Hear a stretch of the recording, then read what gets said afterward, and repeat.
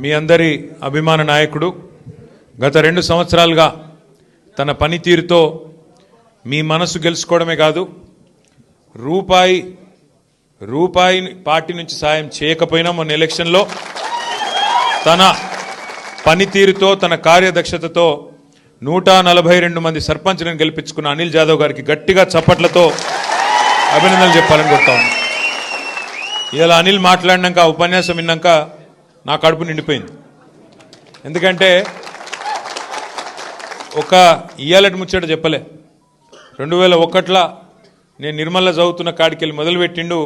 ఎట్లా కేసీఆర్ సార్ను చూసి మొదలు తెలంగాణ ఉద్యమంలోకి వచ్చిన ఆ తర్వాత కార్ ర్యాలీలో ఎట్లా ఆదిలాబాద్కి వెళ్ళి నేరేడుగొండకి వెళ్ళి ఢిల్లీ దాకా కార్ ర్యాలీలో పోయినా ఎట్లా మళ్ళీ తర్వాత సార్ నాయకత్వంలోనే ఎమ్మెల్యే అయినా మరి ఎమ్మెల్యే అయినాక కూడా ఈ 2 ఏళ్ళు ప్రతిపక్షంలో ఉన్నా.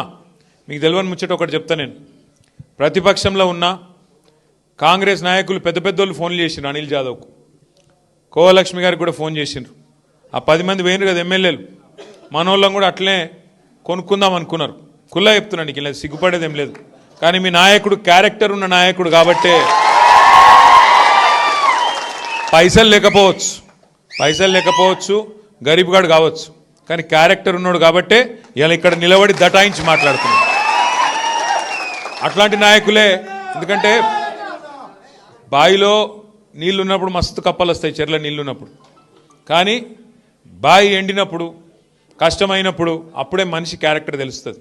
ఇలా అంత క్యారెక్టర్ ఉన్న నాయకుడు అనిల్ జాదవ్ గారని నేను మీకు విజ్ఞప్తి చేస్తా ఉన్నా.